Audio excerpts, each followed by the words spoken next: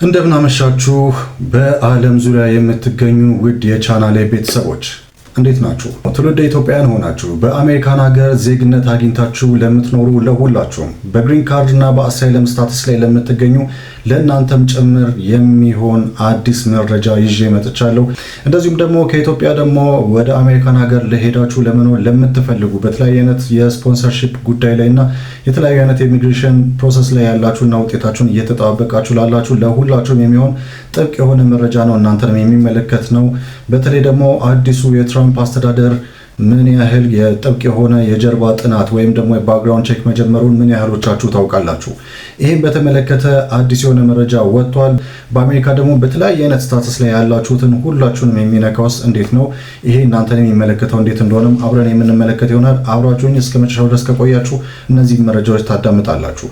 According to internal government documents obtained by CBS News, the Trump administration is ordering enhanced security checks for broad categories of immigrants applying for various legal immigration benefits. የትራምፕ አስተዳደር እንግዲህ ለህጋዊ ስደተኞች ጥቅሞች ወይም ደግሞ ቤኔፊት የሚያመለክቱ ሰፊ የስደተኞች ምድቦችን ለተሻሻሉ የደህንነት ፍተሻዎች እያጋለጠ ሲሆን ለውጦቹ ደግሞ ተግባራዊ እስኪሆኑ ድረስ አንዳንድ ጉዳዮችን እያቆመ መሆኑን በሲቢኤስ ኒውስ የተገኙ የመንግስት ውስጣዊ ሰነዶች አመልክተዋል።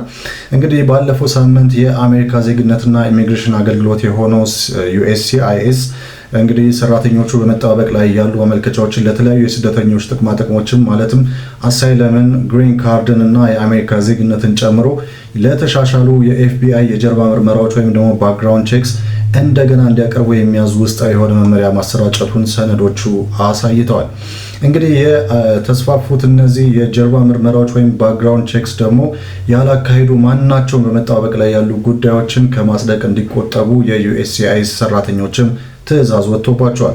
እንግዲህ የአሜሪካ ዜግነትና ኢሚግሬሽን አገልግሎት የሆነው USCIS ታዲያ የስደተኞች ማመልከቻዎችን ለሀገር ውስጥ ደህንነት ወይም ደግሞ ለሕዝብ ደህንነት ችግር ሊያጋልጡ ይችላሉ፣ ስጋቶች ይኖራሉ ብሎ ለመፈተሽ የኤፍቢአይን የመረጃ ቋቶችን ወይም ዳታቤዞችን እየተጠቀመ ነው የነበረው። እንግዲህ አሁንም በአዲስ መልክ ይሄ ነገር ስራ ላይ እንደሚውል ነው እየተሰማ ያለው። The Trump administration is mandating new expanded background checks for immigration applications. According to internal guidance that we obtained here at CBS News, U.S. Citizenship and Immigration Services has directed its employees to resubmit broad categories of legal immigration cases for new secondary FBI security screenings. We are talking about applications for asylum or a green card, American citizenship, and also petitions filed on behalf of the relatives of American citizens who are looking to come here legally and permanently. All these cases will now be subject to the higher levels of security screening by the FBI and its criminal database. In a statement, USCIS confirmed that the new checks are indeed happening, saying that they're meant to protect the American public and national security. እንግዲህ ያ ትዕዛዝ እንግዲህ ኤፍቢአይን የሚቆጣጠረው የፍትህ ሚኒስቴር የወንጀል ፈጻሚዎችን ለመለየት የዩኤስሲአይኤስ በህግ በሚፈቅደው ከፍተኛ መጠን ለወንጀል ታሪክ የመረጃ ቋቱ መዳረሻ እንዲሰጥ አዞ እንደነበረ ይታወቃል። እንግዲህ ዶናልድ ትራምፕ በትዕዛዛቸው ላይ ታዲያ እንደነዚህ ያሉ የወንጀል ተዋናዮች የአሜሪካ ኢሚግሬሽን ህግ በመተላለፍ ወደ አሜሪካ የገቡ ወይም ደግሞ የቀሩ ወይም በአጠቃላይ የአሜሪካ የወንጀል ህጎች ለመተላለፍ የሚፈልጉ የወንጀል ታሪክ ያላቸው የውጭ ዜጎችን ሊያካትቱ እንደሚችሉም ፍንጭ ሰጥተዋል። እንግዲህ በውስጣዊ መመሪያ መሰረት ታዲያ የተሻሻሉት ፍተሻዎች አመልካቾች የጣት አሻራቸውን ማቅረብ በሚያስፈልጋቸው እንደ ግሪን ካርድ ወይም ደግሞ እንደ ዜግነት ያሉ ጉዳዮች ላይ ማመልከቻዎች ላይ ተጽዕኖ ሊያሳድር እንደሚችል ነው እንግዲህ ይሄ ዘገባው ያመለከተው። ለአሜሪካ ዜጎች ወይም የግሪን ካርድ ያዥ ዘመዶች ወይም ደግሞ እጮኛዎች ተብሎ ለቀረቡ የስፖንሰርሺፕ ጥያቄዎችም ተፈጻሚ እንደሚሆንበት ነው የተገለጸው። ይሄ ደግሞ በጣም ከፍተኛ የሆነ አደጋና ስጋት ጥሏል። ለተጠቀሱት ታዲያ ጉዳዮች የኤፍቢአይ መረጃ ከሚያዝያ 27 በፊት ከተገኙ የዩኤስሲአይኤስ ሰራተኞች በጣት አሻራ ላይ የተመሰረቱ ፍተሻዎች እንደገና እንዲያስገቡ መታዘዛቸው ተነግሯል። ሆኖም ግን ሰራተኞቹ ማመልከቻዎችን ውድቅ ለማድረግ ካሰቡ ደግሞ እነዚህ ቀደም ሲል የገለጽኳቸው የፍተሻ ምርመራዎች እንደገና ማቅረብ አስፈላጊ እንዳልሆነም ጭምር ተነግሯቸዋል ማለት ነው።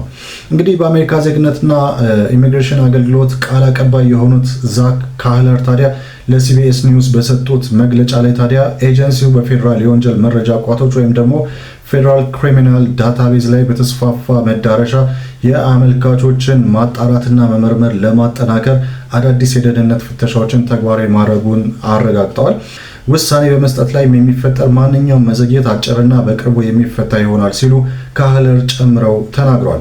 እንግዲህ ዩኤስሲአይኤስ ሁልጊዜ የአሜሪካንን ሕዝብ ደህንነት ቅድሚያ እንደሚሰጥም ጭምር በንግግራቸውም ላይ አካተዋል። የተስፋፉ የደህንነት ፍተሻዎች የትራምፕ አስተዳደር የስደተኞች ጥቅሞችን የሚያመለክቱ ሰዎችን በከፍተኛ ሁኔታ ለመመርመርና የአሜሪካን የስደተኞችን ስርዓት ተደራሽነት ለማጥበቅ ላካሄደው ዘመቻ የቅርብ ጊዜ እርምጃ መሆኑን ተመላክቷል። ትራምፕ ወደ ነጩ ቤተ መንግስት ከተመለሱበት ለሁለተኛ ጊዜ ማለት ነው ከተመለሱበት ጊዜ ጀምሮ ዩኤስሲአይኤስ አመልካቾች አሜሪካን የሚቃወሙ አመለካከቶችን ወይም እንቅስቃሴዎች ላይ መሳተፋቸውን ለማወቅ ታዲያ የማህበራዊ ሚዲያቸውን ክፍት ማድረግ እንዳለባቸውም ተገልጿል። ይህ ነገር በተለይ ከቅርብ ጊዜ ጀምሮ የማህበራዊ ሚዲያቸውን ማንኛውም ኢሚግራንትም ይሁን ማንኛውም በአሜሪካ ያለ ዜጋ የሚሆን ግሪን ካርድ ስታተስ ላይ ያለው ማንኛውም ጥብቅ የሆነ ፍተሻ እንደሚደረግበት ታውቋል። በተለይ ደግሞ ከውጭ በሚገቡት ላይ ደግሞ የበለጠ ጥብቅ ምርመራ እንደሚካሄድበት ታውቋል። ይሄ በርካታ የሆኑ ትግበራዎች በስራ ላይ ይውላሉ ማለት ነው። በሁለተኛ ጊዜ የትራምፕ አስተዳደር ወደ ስልጣን ከመጣ በኋላ በዩኤስሲአይኤስ የሚተዳደሩትን ሁሉንም የአሳይለም ጉዳዮች በማቆምና የጉዞ እገዳ ተብሎ በሚታወቀውና በብሔራዊ ደህንነት ምክንያቶች የስደተኛ ገደብ በጣሉ የፕሬዚዳንታዊ አዋጆች በተዘረዘሩት ወደ 39 የሚያክሉ ሀገር ዜጎች ላይ የቀረቡትን ህጋዊ የሆኑ የኢሚግሬሽን ጥያቄዎች በማዘግየት የብዙ ስደተኞችን ጉዳዮች ሂደት አዝጋሚ አድርጓል ወይም ሙሉ በሙሉ ማቆሙ ተሰምቷል።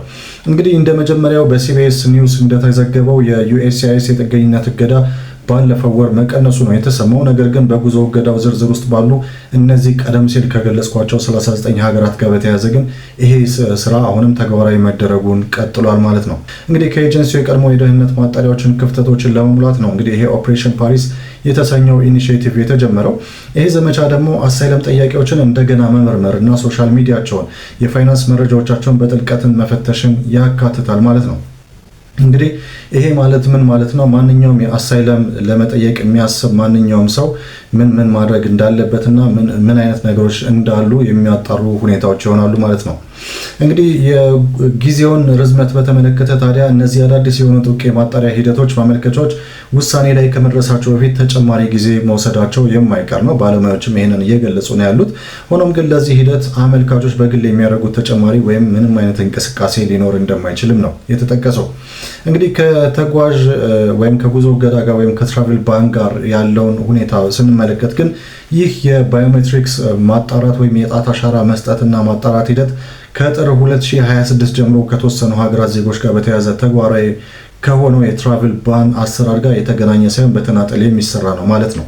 ስለዚህ በዚህ አዲስ የኢሚግሬሽን ሂደት ላይ አንዳንድ ዝርዝር ጉዳዮች መለየታቸው ተገልጿል። የመጀመሪያው ነገር አዲሱ የማጣራት ስርዓት ነው። ይህም ደግሞ ኔክስት ጄኔሬሽን አይደንቲፊኬሽን ሲስተም ማለት ነው።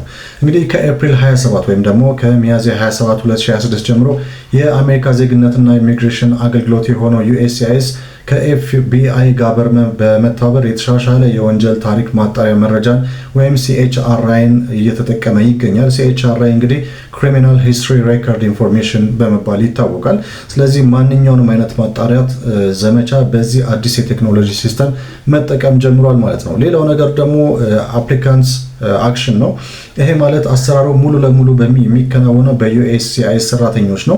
አመልካቾችም ደግሞ ዳግም የማጣራት ወይም ደግሞ የጣት አሻራ መስጠት ወይም አዲስ ሰነድ ማቅረብ ሳይጠበቅባቸው የበፊቱን ነገሮች ማጣራት እንደሚሰራም ነው የታወቀው።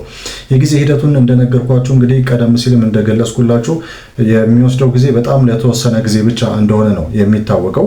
እንግዲህ ከትራቨል ባን ጋርም ልዩነት አለው አሰራሩ። ይሄ ትራቨል ባን ከተደረገባቸው ሀገራት ጋር የሚገናኝ አይደለም፣ በተናጠል የሚሰራ ነው መባሉ ታውቋል። እንግዲህ በአሜሪካን ሀገር ያላችሁ ዜጎችም ሆኑ ግሪን ካርድ እና አሳይለም ላይ የምትገኙ ማናችሁም እንደዚህ አይነት ማጣራቶች ይደረጋሉ። ከዚህም በተጨማሪ ደግሞ ከእናንተም ደግሞ በላይ በዋነኛነት ደግሞ ከዚህ በኋላ ወደ አሜሪካ ለመግባት በተለያየ አይነት መንገድ ለሚያስቡ ሁሉ ይሄ ማጣሪያ ዘመቻ በጣም ከፍተኛ ሲሆን እንደውም ከዚህም በተጨማሪ ደግሞ ከዚህ ውስጥ ደግሞ አብዛኞቹን ያስቀራል ወይም ደግሞ አብዛኞቹን ቪዛ ክልከላ ይደረግባቸዋል ተብሎ ይታሰባል። እንግዲህ ታዲያ ይሄ በጣም አስከፊና ከባድ የሆነ ውሳኔ ነው። የትራምፕ አድሚኒስትሬሽን ደግሞ በተለይ ባለፈው በመጨረሻው ቪዲዮ ላይ እንደነገርኳችሁ ከጆ ባይደን በተለይ በጆ ባይደን አገዛዝ ወቅት የነበሩና እንደዚሁ የግሪን ካርድ ያገኙ ከግሪን ካርድ ወደ ዜግነት ያደጉ ወይም ደግሞ በተለያየ አይነት መንገድ መጥተው ደግሞ አሳይለም ጠይቀው አሳይለም ስታተስ ላይ የሚገኙትን ሁሉንም በማጣራት ፍቃዳቸውን የመሰረዝ ዜግነታቸውንም ግሪን ካርዳቸውንም የአሳይለም ስታተሳቸውንም የመሰረዝ ሁኔታ ሊካሄድ እንደሚችል ነው እየተገለጸ የነበረው። አሁንም ደግሞ ከዚህ ጋር የተያያዘ ነገር ነው ዩኤስሲአይኤስ እና ኤፍቢአይ የሚሰሩት ተጣምረው የሚሰሩት ማለት ነው። እንግዲህ ታዲያ እናንተስ ምንድነው ማድረግ ያለባችሁ በዚህ ረገድ ካላችሁ በዋነኛነት ማድረግ ያለባችሁ ነገር የኢሚግሬሽን ባለሙያዎችን ማማከር፣ የጠበቃ ባለሙያዎች ካሉ እነሱን ብታማክሩ የተሻለ ምክር ሊሰጧችሁ ይችላሉ ማለት ነው። ምክንያቱም ይሄ ዘመቻ ቢካሄድም ይሄ ዘመቻ ደግሞ የማያሰጋቸው ስለሚኖሩ ማለት ነው። ይሄ ዘመቻ የሚያሰጋቸው እነማንን ነው የማያሰጋው የሚለው ደግሞ አሁን እየተገለጸ ነው ያለው። በነገራችን ላይ በዚህ ጉዳይ ላይ ሰፊ ማብራሪያ የምትፈልጉ ከሆነ ዲስክሪፕሽን ቦክስ ላይ ሊንኮች አስቀምጥላችኋለሁ። እነሱ ሊንኮች ውስጥ ገብታችሁ በስፋት የተዘረዘሩትን እነዚህን ዜናዎችና እንደዚሁም ደግሞ ለእናንተ የሚጠቅሙ ተጨማሪ መረጃዎችን ስለሚገልጹላችሁ በዚህ ጉዳይ ላይ ገብታችሁ ብትመለከቱ ላለው። ከዚህም በተጨማሪ እንዳልኳችሁ የኢሚግሬሽን ጠበቆችን ብታናገሩ ደግሞ በዚህ ረገድ ትልቅ ምክር ሊሰጧችሁ ስለሚችሉ እነሱን ከማናገር ወደኋላ ማለት የለባችሁም። እንደዚሁም ደግሞ ማመልከቻችሁ ላይ በጣም ጥንቃቄ ማድረግ እንዳለባችሁ ነው ይሄ ቀደም ሲል ከላይ የጠቀስኩላችሁ መረጃ የሚያመለክተው። ለማንኛውም ተጨማሪ መረጃዎችን ከታች በዲስክሪፕሽን ቦክስ ላይ ከማስቀምጥላችሁ ሊንኮች ላይ ብትመለከቱ የተሻለ ይሆናል። ስለተከታተላችሁኝ ከልብ አድርጌ አመሰግናለሁ። አሁንም እንዲብራሩላችሁ የምትፈልጉት ተጨማሪ ነገሮች ካሉና በተለይ ደግሞ ዲስክሪፕሽን ቦክስ ላይ ካስቀመጥኩላችሁ መረጃዎች በተጨማሪ እንዲብራሩላችሁ የምትፈልጉት ነገር ካለ ብትጠይቁኝ በኮሜንት ሴክሽን ላይ ብትጽፉልኝ ምላሽ እሰጣችኋለሁ ማለት ነው። በሌላ ጊዜ ደግሞ ተጨማሪ ከዚህ ጉዳይ ጋር የተያያዘ አዲስ ነገር ከተሰማ ይዤላችሁ የምቀርብ ይሆናል። እኔ ፋሲል ነበርኩኝ። ይህ የኢንፎቴመንት የዩቲዩብ ቻናል ነው።